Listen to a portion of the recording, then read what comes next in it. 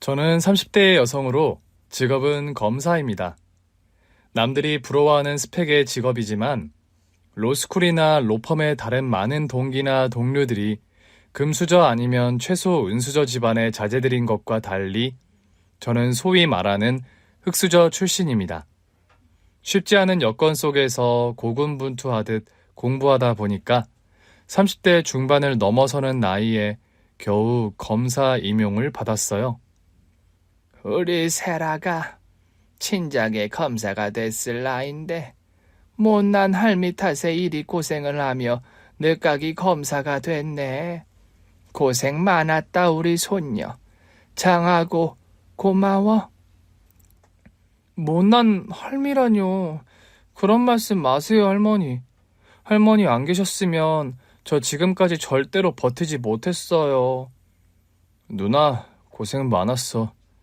내 학비 대려고 누나가 돈 버느라 고생해서 학교도 늦게 졸업하고 나도 얼른 성공해서 누나 은혜 갚을 거야. 아휴, 말만 들어도 뿌듯하네. 내 은혜는 안 갚아도 좋으니까 세훈이 네가 원하는 데 취직하면 누나도 소원이 없겠다. 남동생이 엄마 뱃속에 있을 때 아빠는 돌아가셨고 홀몸으로 힘들게 국수집을 하며 저희를 키우셨던 엄마마저 20년 전에 하늘나라로 떠나셨어요. 사실 엄마가 돌아가시던 때에는 새아빠가 계셨습니다. 새아빠는 제과 공장을 운영하는 재력가셨고 제가 10살 즈음 새아빠와 재혼한 엄마는 새아빠와 재혼하며 사모님 소리 들으면서 그동안 고생하던 생활을 청산하고 여유로운 생활을 누리셨어요. 네 엄마 재혼하고 그래도 죽기 전에 한 몇 년 짧게라도 호강하다 떠난 것이 그나마 다행이지. 아이고 박복한 거. 재혼해서 팔자 고쳤다고 했더니만 하루아침에 그런 사고를 당해 먼저 떠날 게 뭐야. 할머니가 가끔 하시는 말씀처럼 엄마의 행복한 시간은 길지 못했습니다. 제가 중학교에 올라가던 무렵 엄마는 동창 모임을 나가시던 길에 교통사고를 당해 돌아가셨어요.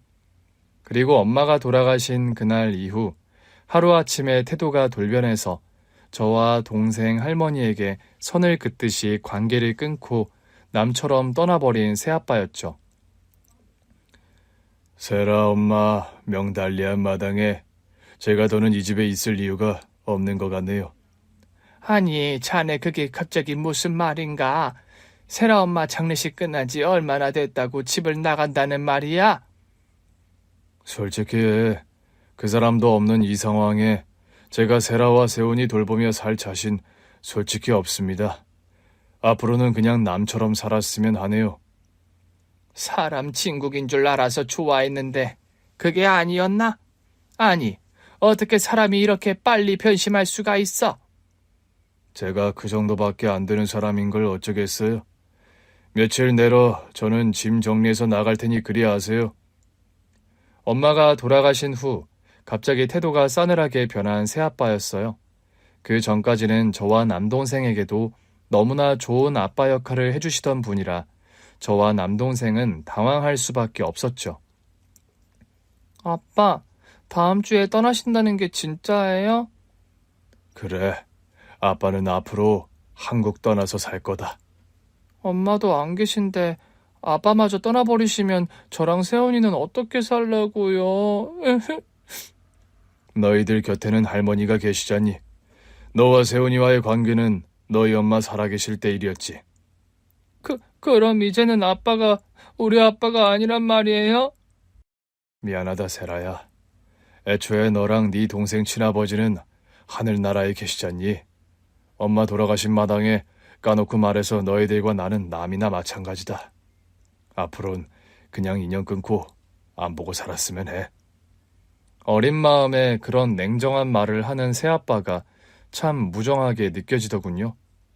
엄마 살아 생전에는 저와 남동생에게 더없이 살가운 아빠셨고 할머니에게도 효도하는 사위 역할을 톡톡히 하던 새아빠였거든요. 그렇게 새아빠는 엄마의 장례식이 끝난 지 얼마 되지도 않아 도망치듯 집에서 나가셨습니다. 탈면 삼키고 쓰면 뱉는 게 사람 인지상정이라더니 참 해도 너무하는구나. 네 엄마 떠난 지 얼마나 되었다고. 할머니는 새아빠가 우리 가족을 버리듯 하고 떠나버리자 그런 말씀을 하며 서럽게 우셨어요. 할머니, 울지 마세요. 엄마 없다고 이제 우리 필요 없다고 가버리는 사람 때문에 왜 우세요? 서럽고 남겨진 너희들이 불쌍해서 그런다. 왜? 눈물도 아까워요, 할머니. 두고 보세요. 새아빠가 우리 가족 버린 거 내가 절대 후회하게 만들어 줄 거니까요. 새아빠 보란 듯이 내가 성공해서 잘 사는 모습 보여주고 말겠어요. 그때 중학교에 올라가던 저는 어린 마음에도 도끼를 품었더랍니다. 서러워서 우시는 할머니를 그런 말로 위로해 드렸더랬죠. 저는 그날 이후로 더 악착같이 독하게 공부에 매달렸습니다. 할머니와 남동생을 지킬 사람이 세상 천지 나 하나라는 걸 저는 누구보다 잘 알았고, 그런 상황에서 제가 무너지거나 약한 모습을 보이는 건 있을 수 없는 일이었죠. 소녀 가장으로 살면서 검사라는 꿈을 향해 달려오는 길이 쉬웠다면 거짓말일 겁니다. 솔직히 툭하면 코피를 쏟아가며 잠도 제대로 못 자가면서 어찌 보면 초인적인 의지로 버텨낸 시간들이 제 과거니까요. 검사라는 직업이 뭐 아주 대단한 직업이라 할 수는 없겠죠. 세상에 널린 게 검사이고 전문직이긴 하지만 선택받은 특별한 사람들이 하는 직업까지는 아니니까요. 그런데 저는 제가 처한 상황에서 검사라는 두 글자 타이틀을 거머쥐기까지가 참 호락호락하지 않은 시간들이었죠. 그래도 고학하며 틈날 때마다 아르바이트하며 할머니와 남동생을 건사하며 늦은 나이지만 검사에 임용된 게 참 다행스럽고 감사한 일이었습니다. 목표하는 서울대를 졸업했고 검사가 되었고 남동생도 원하는 대학에 들어가 착실히 공부를 하고 있었죠. 얼마 전에는 판사로 재직하는 남자친구와 결혼을 약속하게 되었어요. 남자친구는 제가 검사 임용을 받고 얼마 되지 않아 처음 재판을 맡게 되었을 때 담당 판사를 하던 사람이었습니다. 처음 만남에 서로에게 불꽃이 튀었고 자연스레 연인이 되었습니다. 그리고 결혼까지 이르게 된 거였죠. 돌이켜보면 엄마가 죽자 이제 남인이 인연을 끊자던 새아빠, 보란듯이 잘 살려고 서울대 졸업 후 검사가 된 저였어요. 과정과 동기야 어찌되었건 저는 제 스스로 바로 설 수 있게 된 현재에 만족하며 살아가고 있었습니다. 그리고 드디어 결혼식 날이 다가왔고요. 결혼식 날 신부 대기실에서 앉아 기다리고 있는데 대기실 문이 열리며 한 남자가 들어왔습니다. 그런데요, 그 남자의 얼굴을 보는 순간 저는 까무러치듯 놀라고 말았습니다. 그 남자가 그 옛날 저와 남동생 할머니를 버리고 야멸차게 떠나갔던 새아빠와 너무나 똑같은 외양이었거든요. 저기 김국철 씨 아시죠? 남자의 물음 또한 예사롭지 않았습니다. 김국철은 바로 저희 새아빠 이름이었기 때문이죠. 대체 누구시죠? 새아빠와 똑같이 생긴 사람이 결혼식장에 찾아오는 순간 역대급 반전이 일어나고 말았습니다. 영문을 모르겠다는 표정으로 질문하는 제게 남자가 황급히 다가오며 말하더군요. 죄송합니다. 우선 제 소개부터 드려야 하는데 순서를 제가 생각 못했네요. 저는 김국철 씨, 그러니까 그쪽 새아빠의 친형 되는 사람이에요. 새아빠의 친형분이시라고요? 그게 대체 무슨 말씀이죠? 저희 새아빠는 고아원에서 자랐다고 들었는데요. 들을수록 이해가 가지 않는 말만 늘어놓는 남자였어요. 어린 기억에도 분명 새아빠는 고아원에서 나고 자라서 형제도 부모님도 없다는 이야기를 저는 여러 번 듣고 자랐거든요. 그게 저희 사연이 좀 복잡합니다. 어려서 저와 국철이가 함께 맡겨졌는데 어린 국철이는 고아원에 남았고 저만 입양이 되어 나가는 바람에 평생 국철이 얼굴을 못 보고 지냈거든요. 네. 그런데 왜 저희 새아빠를 저에게 와서 물으시죠? 새아빠는 저희 집안과는 절연해서 떠나신 지 오래인데요. 국철이가 피치 못할 사정 때문에 그때 아가씨와 동생분을 버리고 떠날 수밖에 없었어요. 피치 못할 사정이라뇨? 자세한 얘기는 국철이한테 듣겠지만 그때 국철이가 사업이 아주 쫄딱 망해서 사채업자들에게 쫓기던 상황이었어요. 슬아의 자식들이 있는 걸 알면 막대한 빚까지 아가씨와 남동생에게 물리게 될까봐 어쩔 수 없이 절연하고 떠났던 겁니다. 뭐라고요? 새아빠가 그때 사업이 망했다고요? 그래요. 그쪽 엄마 돌아가실 즈음에 이미 사업 상황이 안 좋았는데 아마 아가씨는 어려서 상황을 몰랐겠죠. 국철이가 자기 와이프에게도 그런 말 시시콜콜 늘어놓는 성미도 아니었고요. 그런데 지금 그런 얘기를 왜 아저씨가 와서 하시는 거죠? 제가 드리고 싶은 말씀은 두 가지예요.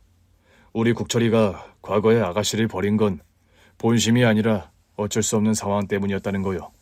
그리고 다른 한 가지는 국철이 살 날이 얼마 안 남았다는 겁니다. 새아빠가 어디 많이 아프세요? 네.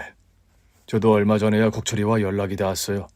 제 양부모님이 살아생전 국철이와 연락하는 걸 하도 못하게 하셔서 그만. 형이 돼서 못나게도 얼마 전에야 국철이를 봤어요. 그런데 몇 년 전부터 암투병을 해왔고 지금 상태가 아주 위독해요. 뭐라고요? 새아빠가요? 그럼 대체 지금 어디 계신데요? 저기 놀라지 말고 들으세요. 국철이 지금 여기 결혼식장 지하 주차장에 있어요. 대충 상황 전달하고 아가씨가 오케이 하면 아가씨 결혼식에 참석하고 싶다는군요. 저는 당장 그 남자의 안내를 받고 지하 주차장으로 달려갔더랍니다. 웨딩드레스 차림으로 헐레벌떡 뛰쳐나가는 저를 보고 친구들이 놀라더군요. 어머, 세라야, 너 예식 몇 분 안 남았는데 신부가 어딜 뛰어가니? 좀 급한 일이 생겨서 멀리 가는 거 아니니까 걱정 마. 저는 한달음에 지하 주차장으로 달려갔습니다. 그리고 지하 주차장에 발을 내딛는 순간 저는 무너지듯 오열하고 말았습니다. 저희 새아빠가요, 피골이 상접한 모습으로 머리에 모자를 쓰신 채 휠체어에 앉아 계신 겁니다. 한눈에 봐도 병색이 완연한 모습이셨는데 그런 상태임에도 말끔한 정장을 갖춰 입고 계셨어요. 아빠? 세라야, 오랜만이다. 좀 더 일찍 너를 찾아오고 싶었는데 그러지 못해 미안해. 아빠, 이게 대체 다 어떻게 된 일이에요? 아마 우리 형이 대충 얘기는 전달한 걸로 안다. 내가 옛날에 너와 세훈이를 떠날 수밖에 없었어. 그때 아빠 제과 공장이 문을 닫게 됐는데 사채업자들이 목을 조르던 상황이라 너와 세훈이에게까지 막대한 빚이 상속되게 할 수는 없었다. 미안하다, 세라야.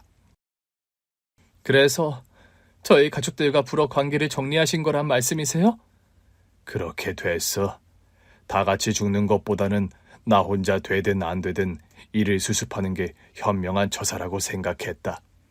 그럼 그런 상황이라고 말씀이라도 해주시죠. 그런 마당에 솔직한 말 해봐야 의미 없을 것 같아서. 그리고 애매하게 관계를 정리했다가는 빚쟁이들이 벌떼같이 어디로 달려들지 모르는 상황이라 그 방법밖에는 없었구나. 아빠, 저는 그런 줄도 모르고 평생 아빠를 얼마나 원망하며 살아왔나 몰라요. 미안하다, 세라야. 못난 아빠를 용서해다오. 네가 허락해 준다면 오늘 네 결혼식에 혼주 자격으로 참석을 하고 싶은데 허락해 주겠니? 당연하죠, 아빠. 안 그래도 혼주석이 텅텅 비어 있어서 얼마나 마음이 허했는데요. 아빠가 이렇게라도 와주셔서 저 정말 너무 감사해요. 신부를 이렇게 울려서 어쩌려나 모르겠구나. 예식 시간 얼마 안 남은 것 같던데 어서 올라가자. 저는 서둘러 아빠 휠체어를 끌고 예식장으로 올라갔습니다. 저기요, 어디 갔다 오는 거야? 아니 대체 이분은 누구시고? 제가 눈물 범벅이 되어서 새아빠의 휠체어를 끌고 오자 그런 소리를 하며 영문을 몰라 하는 남편이었어요. 저는 간단하게 사정을 말했습니다. 저 못지않게 깜짝 놀라는 남편이었죠. 그래도 예를 갖춰서 급하게 새아빠에게 인사를 드리더라고요. 저희들은 몰라 뵈서 죄송합니다. 이렇게 어려운 걸음 해주셔서 너무 감사드려요. 저는 서둘러 신부 대기실로 들어가서 화장을 수정하고 머리를 다시 매만지고 신부 입장을 하게 되었어요. 양친 부모님이 안 계신 걸로 다들 하객들이 알고 있었는데 갑자기 신부의 아버지가 나타났다고 술렁거리는 분위기가 느껴지더군요. 그래도 새아빠의 손을 잡고 버진로드를 걷는 제 심정은 혼자 있자 하는 것보다 훨씬 든든하고 마음이 좋더라고요. 비록 병세가 완연해서 휠체어에 앉은 채로 저와 함께 신부 입장을 하신 새아빠지만 그렇게 병마와 사투를 벌이면서도 제 결혼식에 참석해준 새아빠 마음을 생각하니 먹먹한 감동이 몰려오는 게 사실이었죠. 새아빠가 와주신 덕분에 그래도 저는 양쪽 혼주석이 텅 빈 상태로 결혼식을 치르는 일을 피하게 됐던 거죠. 아빠, 정말 감사해요. 이렇게 제 결혼식에 와주셔서요. 어떻게든 세라, 네 결혼식에는 참석하고 싶었단다. 그동안 아빠 역할도 못하고 산 나를 결혼식에 오게 허락해줘서 내가 고맙구나. 결혼식이 끝나고 새아빠는 친형의 부축을 받고 요양원으로 돌아갔습니다. 신혼여행을 떠나려고 짐을 싸는데 영 마음이 불편하고 내가 지금 여행을 가도 되나 그런 생각이 들더군요. 자기야, 표정이 왜 그렇게 어두워? 장인어른 신경 쓰여서 그래? 아무래도 새아빠가 마음에 걸리네. 그 친형이라는 분께 듣기로는 새아빠 사실 날이 얼마 안 남았다고 들었거든. 그런 상황이면 자기가 신혼여행 가는 거 안 내키겠다. 우리 신혼여행 미룰까? 정말 그래도 되겠어? 취소하려면 이것저것 번거롭고 또 손해봐야 할 텐데.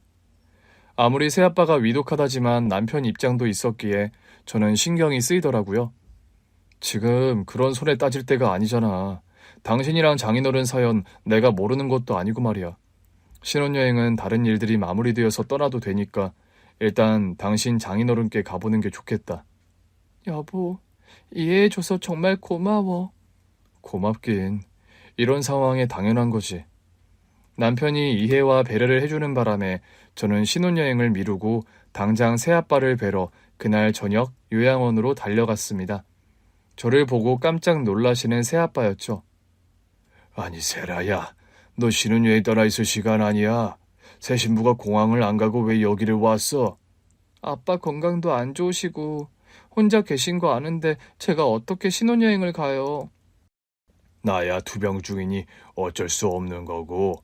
너 일생에 한 번뿐인 신혼여행을 안 가고 여기로 오면 어쩌자는 거니? 신혼여행 천천히 가기로 했어요, 아빠. 아빠 돌봐드리는 것도 2번 돌아오는 일 아니잖아요. 저는 남편과 상의 끝에 새아빠를 저희 신혼집으로 모셔와서 돌봐드리기로 했습니다. 처음에 한사코 마다하시던 새아빠였는데 저와 남편의 진심 어린 설득에 결국 마음을 돌리셨죠. 아빠 역할도 평생 제대로 못했는데 내가 마지막에 네 돌봄을 받는 게 맞는 일인지 모르겠구나, 세라야. 그게 무슨 말씀이세요, 아빠? 아빠가 우리 지켜주시느라 불어 인연 끊고 사신 거 다 아는데요. 그리고 엄마 살아생전 저와 세훈이에게 얼마나 잘해주셨는데요. 옛날 일이 다 기억이 나니? 그럼요, 다 기억나죠. 엄마가 아빠랑 재혼하시고 사신 그 몇 년 동안이 엄마에게도 저와 동생에게도 제일 행복한 시간들이었어요. 그냥 하는 말이 아니라요.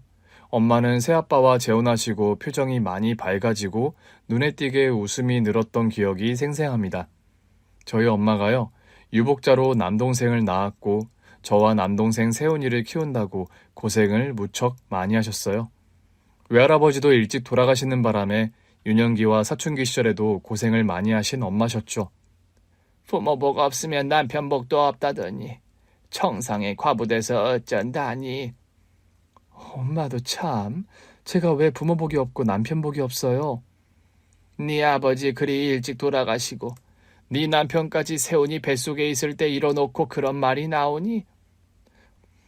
아빠가 돌아가시고 싶어 그리 드신 거 아니잖아요. 애들 아빠도 마찬가지고요. 그 사람도 명이 짧아 먼저 저 세상 가서 그렇지 살아생전 저한테도 애들한테도 얼마나 잘하는 사람들이었는데요. 너 나이도 젊은데 평생 혼자 살 생각은 아니지? 그런 게 어디 제 인력으로 되나요, 엄마? 그리고 아직은 세훈이 세라 너무 어려서 재혼 생각 딱히 없어요. 애들이나 좀 키워놓고 할 생각이죠. 그때 가서 생각 있으면. 애들 다 키워놓고 나이 들어 재혼한다고? 나이 든 여자를 어느 남자가 거들떠본다고 그런 순진한 소리를 해? 아유, 엄마도 참. 거들떠 안 보면 내비 두라죠 뭐. 세훈이 세라 건강하게 잘 크고 우리 식구 밥 안 굶기는 게 제 목표고 바라는 전부예요. 더 큰 욕심 안 부려요 저. 그리 욕심이 없고 착해 빠져서 험한 세상 어찌 살려고. 여자가 좀 여우 같고 계산 속이 있어야 잘들 살던데.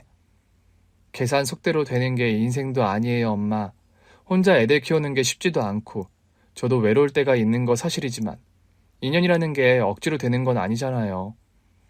저번에 말했듯 부동산 박 사장은 왜 안 만나보는 거야? 엄마, 말씀드렸잖아요. 세라랑 세훈이 아직 어려서 재혼 생각 저 없다고요. 저와 남동생 걱정에 괜찮은 재혼 자리도 죄다 마다하는 엄마셨어요. 남동생은 그때 많이 어려서 이런 기억들은 없지만 저는 그런 말들을 주고받았던 할머니와 엄마의 대화를 아직 생생히 기억하거든요. 저희 엄마가요, 할머니와 저 남동생을 먹여 살린다고 국수집을 운영하셨어요. 시장통 골목의 허름한 가게였는데 그래도 엄마 솜씨가 좋으셔서 장사가 제법 잘 되었답니다. 새아빠를 처음 엄마가 알게 된 건 국수집 손님으로였죠. 여기 멸치국수 한 그릇 부탁드려요. 국수 나왔습니다. 아무리 여러 집을 다녀봐도 이 집만큼 맛이 깔끔한 데가 없어요. 비법이 뭔지 여쭤봐도 되나요, 사장님? 비법이랄 게 뭐 있나요? 그냥 손맛이에요. 얼굴만 고우신 게 아니라 솜씨도 일품이시네요. 여기 국수 맛에 중독돼서 제가 이 근처로 이사까지 고려하는 중이네요. 사장님도 참 칭찬도 과하시네요. 뭐 주먹밥 서비스라도 좀 드려야겠네요. 서비스 받으려고 드린 말씀은 아니고요. 사장님, 저 진짜 다음 달에 이 동네로 이사해요. 농담하시는 거죠? 아니요, 농담 아닙니다. 설마 진짜 저희 집 국수 매일 드시려고 이사하시는 거는 아니죠? 국수도 매일 먹고 싶고 사장님도 매일 뵙고 싶어서요. 네? 이런 말씀 부담스러우실까봐 천천히 드리려고 했는데 내친 김에 그냥 말씀드릴게요. 저 사장님 오래전부터 좋아했어요. 국수도 맛있어서지만 사장님 매일 뵙고 싶어서 단골됐고요. 새아빠의 직진 고백으로 엄마와 새아빠의 관계는 급속도로 가까워지셨다고 합니다. 당시만 해도 새아빠는 한 번도 결혼 경험이 없는 노총각이셨고 엄마는 애 둘 딸린 싱글맘. 새아빠와 엄마의 관계를 곱지 않은 시선으로 보는 사람들도 많았다죠. 국수집 새이 엄마가 재혼한다며? 그렇다더라. 왜 맨날 그 국수집 뻔질나게 드나들던 제과공장 사장이라는 남자 있잖아. 뭐? 그 알짜배기 부자라는 노총각 사장? 그래, 아주 차만이 얌전해 보이더만 호박씨는 뒤로 다 까고 다닌 거지. 제주도 좋지 않아? 애둘 달린 아지매가 총각을 홀리고. 잠깐 좋아 그러는 거지 뭐. 어디 결혼이 쉽겠어? 남자 쪽에서 결혼 허락 떨어질까? 언감생신? 그게 또 제과공장 사장은 고아래요, 고아. 뭐? 고아라고? 한 달이 걸러 저기 정육점한테 들었는데 제과공장 사장이 날 때부터 고아원에 맡겨져 자랐대. 악착같이 돈 벌어서 제과공장 사장 된 거고. 세라 엄마가 아주 뒤늦게 남자복 터졌네 그래. 세훈이 배에서 남편이 잃고 아주 박복하다 불쌍하다 그런 소리 듣고 살더니 여자 팔자 뒤응박이란 말이 이래서 나오네. 남자가 세라랑 세훈이도 아주 그냥 지 새끼 마냥 끔찍하게 여기던데. 암튼 제주도 좋아. 애 딸린 호러미가 그런 돈 많은 총각을 다 후리고. 그런 말들의 뒷담화가 많았다고 하더라고요. 우연히 시장에 엄마 가게를 방문했다가 그런 말을 들은 새아빠가 한마디 한 적도 있더랍니다. 세라 엄마가 저 후린 거 아니거든요. 어머, 사장님께서 언제 오셨어요? 과일 좀 사려다가 본의 아니게 듣고 말았네요.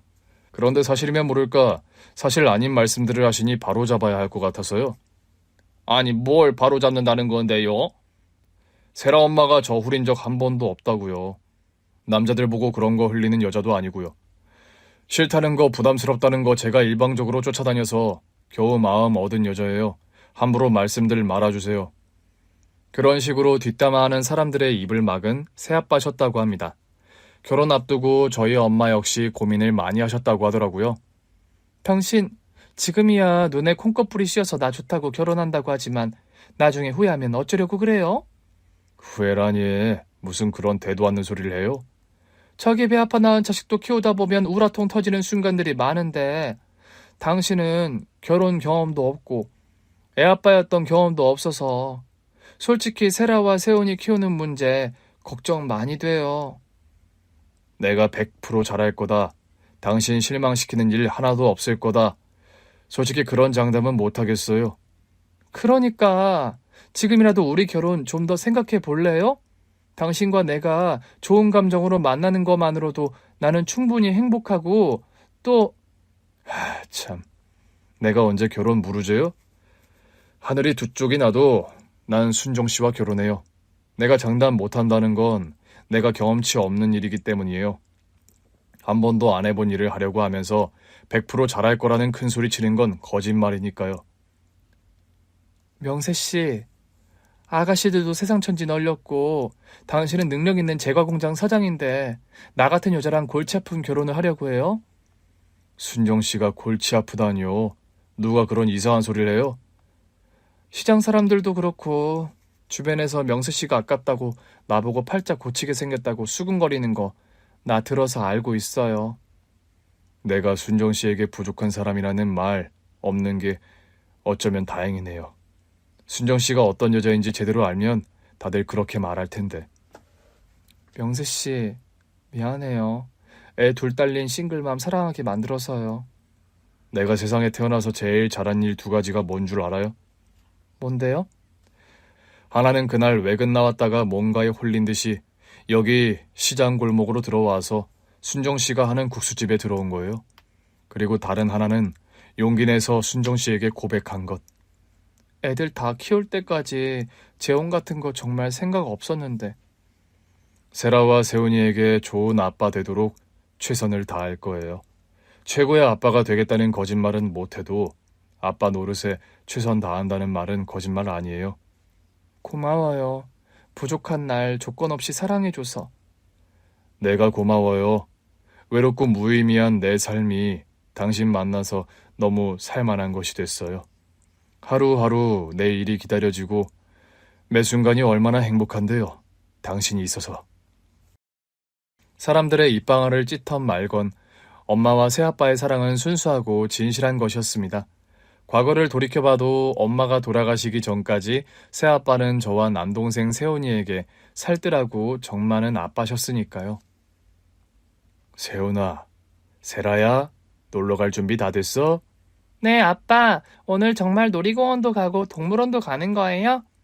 그럼 세라 너는 동물원 가고 싶어하고 세훈이는 놀이공원 가고 싶어하니까 두탕 뛰어야지. 오늘 길도 엄청 막힐 텐데 두 군데 다 가능하겠어요? 아빠 힘드신데 너희들 한 곳으로 정해라, 응? 나도요. 어린이날 마음 먹고 놀러 가는 날인걸요. 당신 피곤하면 집에서 쉬어요. 온 가족이 나들이 가는데 나만 빠지라고요? 안 될 말이죠, 그건. 벌써 이렇게 김밥 도시락까지 다 싸놨는데. 글쎄, 벌써 도시락까지 싸놨어요? 그럼 얼른 출발합시다. 아참, 사진기를 챙겨가야 세훈이 세라 사진을 찍어주겠군. 앨범 속에 고이 간직되어 있는 어린 시절 사진들은 죄다 아빠가 찍어주신 것들이었습니다. 친아빠는 일찍 돌아가셨고 엄마는 혼자서 국수집을 운영하시느라 새아빠가 안 계셨을 때는 저와 남동생 사진이 거의 없다시피 했었거든요.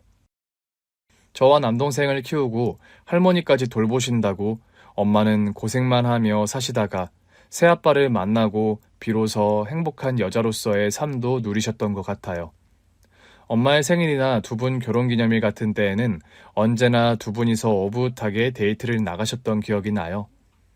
세훈아, 세라야, 오늘 엄마 아빠 외출하니까 할머니랑 같이 저녁 먹고 있어?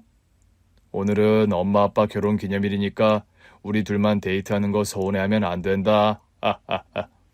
당신도 참 애들 앞에서 별말을 다 하네요.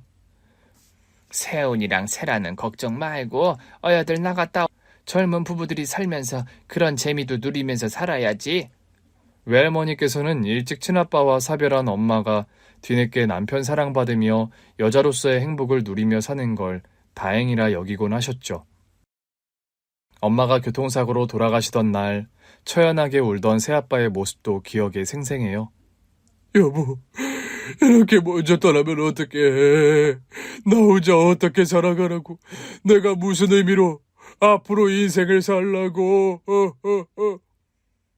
엄마가 돌아가신 뒤 냉정하게 선을 긋듯 떠나버린 새아빠를 원망했는데 저와 남동생에게 사업 빚을 물려주게 될까봐 불어 떠나신 거라는 걸 뒤늦게야 알고서 억장이 무너지는 것 같은 느낌이 드는 게 사실이었습니다.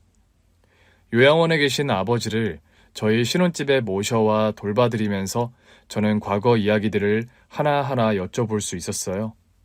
아빠, 그럼 그때 저희를 떠나고서 어떻게 지내신 거예요?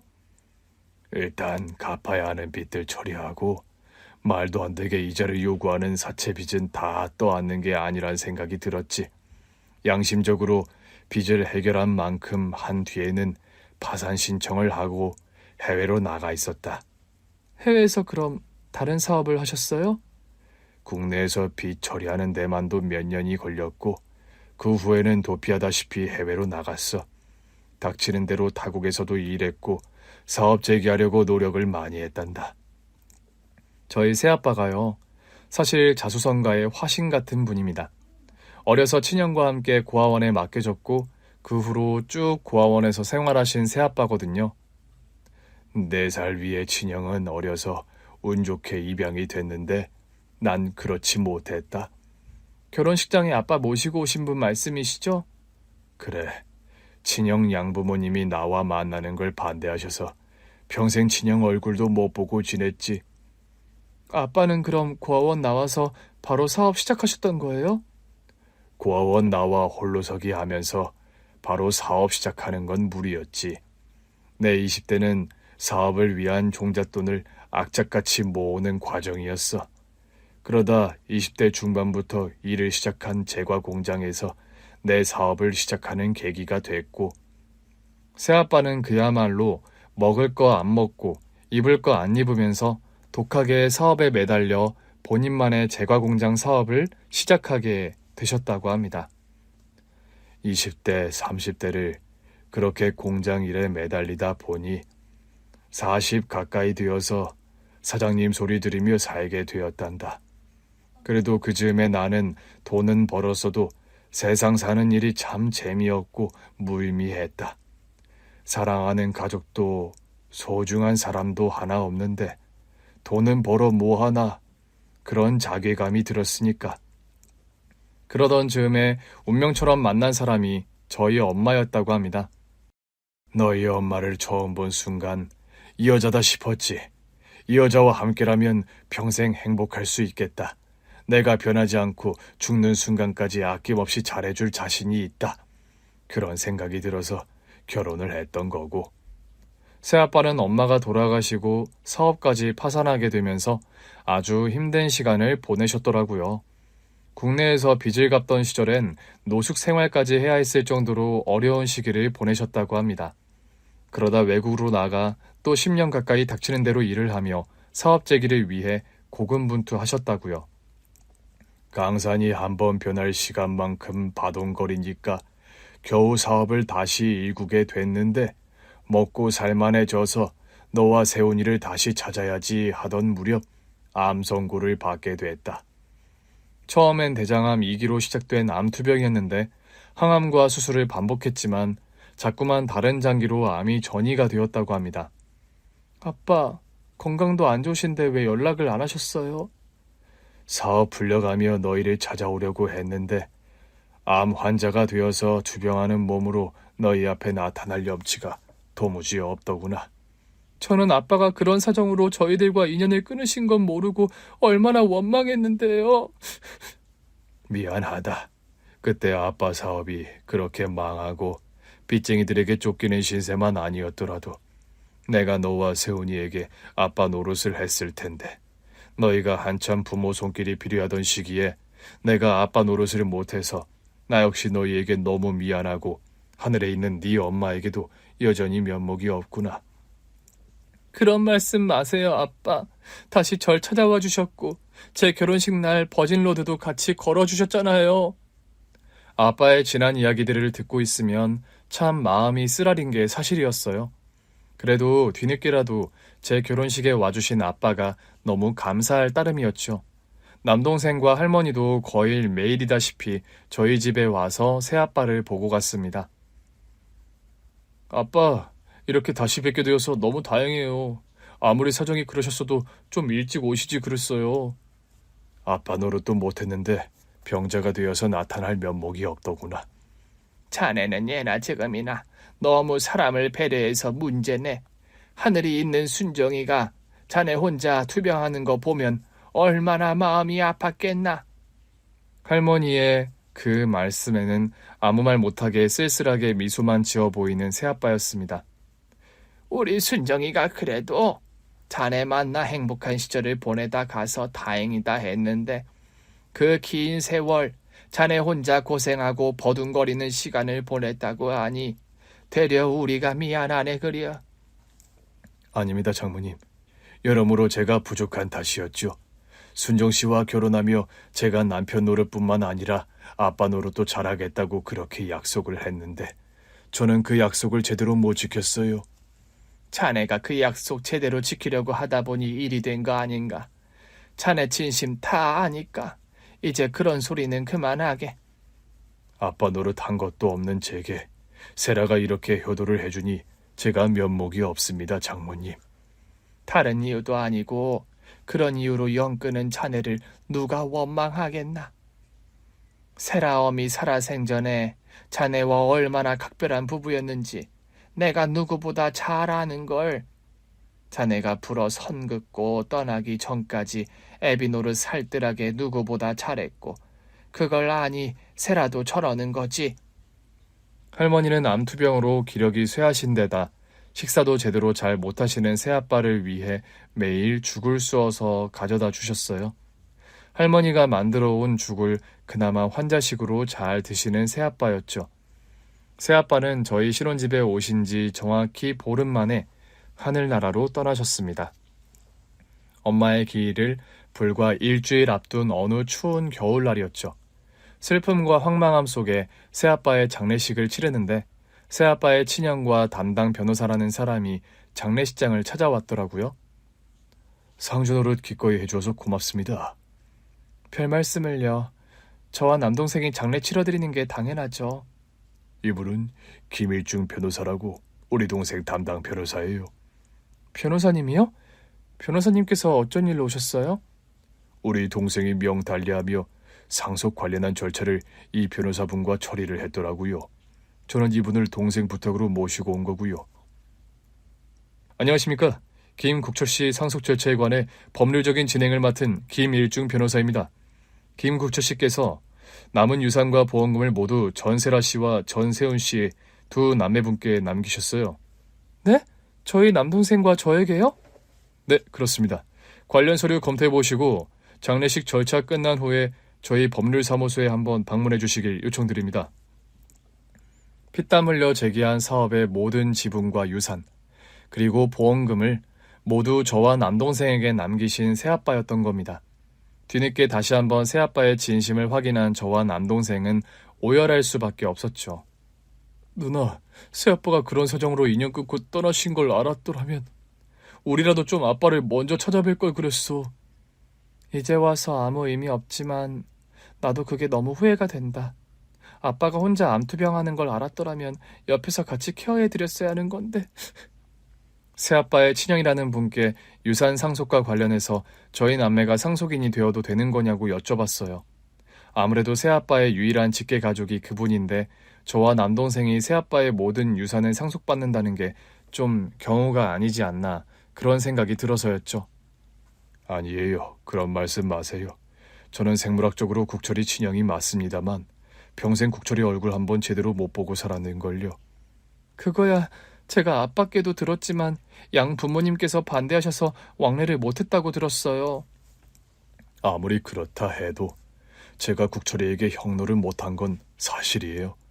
평생 제대로 형노릇 못한 것도 없이 이제 와서 국철이가 가족들을 위해 피땀 흘려 마련한 재산에 손대고 싶은 생각도 없고요.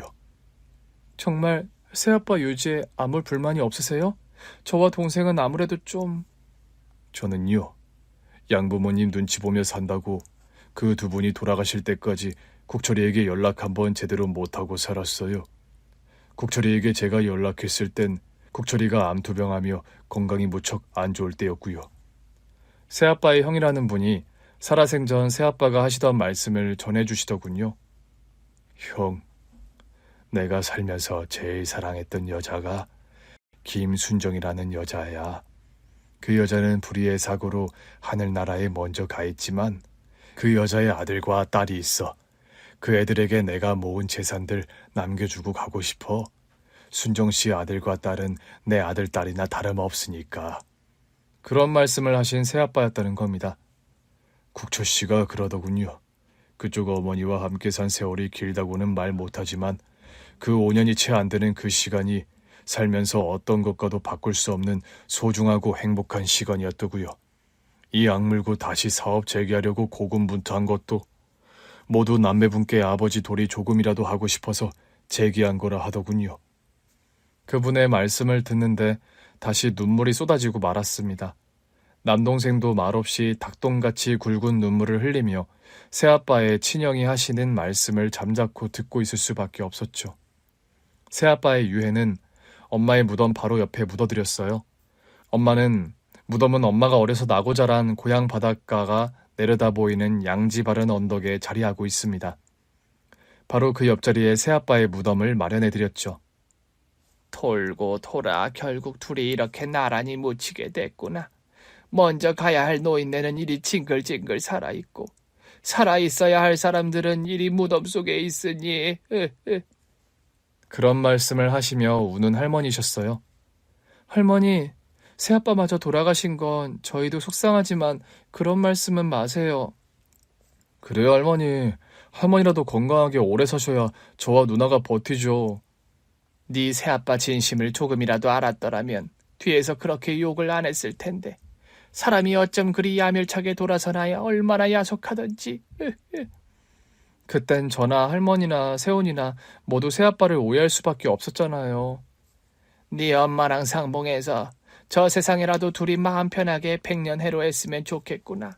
어이구 불쌍한 사람들. 새아빠의 장례 절차를 모두 마치고 시간이 흘러 저와 남편은 뒤늦은 신혼여행을 떠나게 되었습니다. 여보, 기다려줘서 고마워. 집안일로 한 번뿐인 신혼여행 딜레이 시켜서 미안해요. 그런 말이 어딨어. 그런 상황에 어떻게 마음 편하게 신혼여행을 떠나? 우리 엄마랑 새아빠 하늘나라에서 만나셨을까? 나이 먹을수록 두 분의 사랑이 정말 찐사랑이었다는 생각이 들어요. 그러게 말이야. 당신 새아빠라는 분, 장인어른, 그분 긴 세월을 다른 분 만나지도 않고 사업 재개하려고 혼자 고군분투하시다 병까지 얻으시고 또 위독하신 몸으로 우리 결혼식장까지 오셨던 거 생각하면 보통 분 아니라는 생각이 들어. 새아빠에게 감사한 게 여러 가지지만 제일로 감사한 일이 뭔지 알아요? 제일로 감사한 일? 그게 뭔데? 우리 엄마에게 그래도 살면서 여자로서 한껏 사랑받고 행복한 시간들을 보내게 해주신 거요. 물론 나와 남동생에게 좋은 아빠 노릇해 주신 것도 감사하지만 어려서는 몰랐던 여러 가지 생각들을 하게 되는 저였습니다. 사실 옛날에 엄마가 처음 새아빠와 재혼한다는 말씀을 하셨을 때 좀 걱정이 되던 것도 사실이었으니까요. 당신 그래서 장모님 재혼한다고 했을 때 반대했었어? 아니, 다행인 건 속으로만 걱정하고 그런 말을 엄마한테 내색은 안 했다는 거예요. 두 분 이제 다시 재회해서 잘 지내고 계실 거야. 이제 두 분 우리도 마음 편하게 좀 보내드리자. 당신 말이 맞는 것 같네요. 이승에서 너무 잡고 있으면 떠나야 할 사람들이 떠나지 못해서 구천을 떠도게 된다는 말도 있던데 이제 좀 보내드려야겠어요, 두 분 모두. 신혼여행을 떠나는 비행기 안에서 여러 가지 복잡한 생각이 들더군요. 생각해보면 엄마와 새아빠는 재혼하시고 따로 두 분이서 신혼여행 같은 걸 다녀오시지 못했더라고요. 새아빠가 초혼이셔서 결혼식은 올린 기억이 나는데 신혼여행을 두 분이 떠난 기억은 없었습니다. 후에 나중에 할머니께 이것과 관련해서 여쭤봤더니 네 엄마랑 새아빠가 너랑 세훈이랑 좀 더 친해지고 가족으로 편해지고 나서 신혼여행을 다녀온다고 했었다. 그럼 일부러 두 분이서 신혼여행을 안 가신 거예요? 그랬던 걸로 기억한다. 그때만 해도 너랑 세훈이가 많이 어렸고 엄마가 재혼하는 것도 큰일인데 애들이 엄마랑 새아빠가 신혼여행까지 둘이 홀랑 떠나버리면 소외감 느낄 것 같아서 싫다고 말이다. 엄마가 교통사고로 돌아가시던 그해, 사실 두 분은 뒤늦게 신혼여행 계획을 세워놓고 있으셨다고 합니다. 네 엄마가 신혼여행 가라는 팔자가 아니었던 것 같다. 네 친아빠와 결혼할 때는 가진 게 없는 가난한 신혼부부라서 신혼여행을 못 가더니 네 새아빠 같은 사람을 만나고도 결국 신혼여행 한 번을 못 갔으니. 그런 말씀을 하시며 눈시울을 붉히는 할머니셨어요. 남편 손을 잡고 뒤늦은 신혼여행을 떠나면서 엄마 생각이 참 많이도 났습니다. 우리 엄마는 잘 못 누리고 사신 걸 나는 다 누리고 산다고 생각하니까 엄마한테 너무 죄송하네요. 죄송한 만큼 우리가 더 열심히 행복하게 살아야 해. 그게 가장 장모님께서 바라는 일이실 거야. 우리도 엄마랑 새아빠 같은 사랑을 할 수 있을까요? 시간이 지나도 변함없고 설령 한 사람이 먼저 떠난다 해도 그 사람과 관련해 남겨진 것들에 최선을 다하는 그런 사랑 말이에요. 다 할 수 있을 거라고 생각해. 당신과 나라면. 그런데 다 좋은데 한 가지는 담고 싶지 않다. 뭘요? 나랑 당신은 절대 누가 먼저 떠나지 말고 100년해로 함께 했으면 좋겠다고. 그런 말을 하면서 제 손을 더 꼭 잡는 남편이었습니다. 엄마는 뱃속에 남동생이 자라고 있을 때 저희 아빠를 먼저 잃으셨죠. 제가 10살이 될 때까지 홀몸으로 저와 남동생을 돌보셨으니 그 10년이라는 시간이 엄마에게는 정말 녹록지 않은 시간이었을 겁니다. 그런 시간을 보내고 나서 만나게 된 새아빠와 그리고 짧았지만 행복했던 결혼 생활 끝에 또 먼저 떠나셔야 했던 엄마였죠. 엄마의 그때 그 마음은 과연 어떤 것이었을까요? 사랑하는 남편과 아이들을 남겨두고 먼저 떠나셔야 했던 그 심정 말입니다. 저는 지금의 남편과 헤어진다는 상상만 해도 무너질 것 같고 눈물이 흐르는데 말이죠. 새아빠가 우리 곁을 떠나신 게 마음 아프지만 그래도 엄마 곁이 이제 빈자리가 아니라는 사실 하나만은 묘하게 위로가 되더군요. 엄마, 지금 계신 곳은 어떠세요?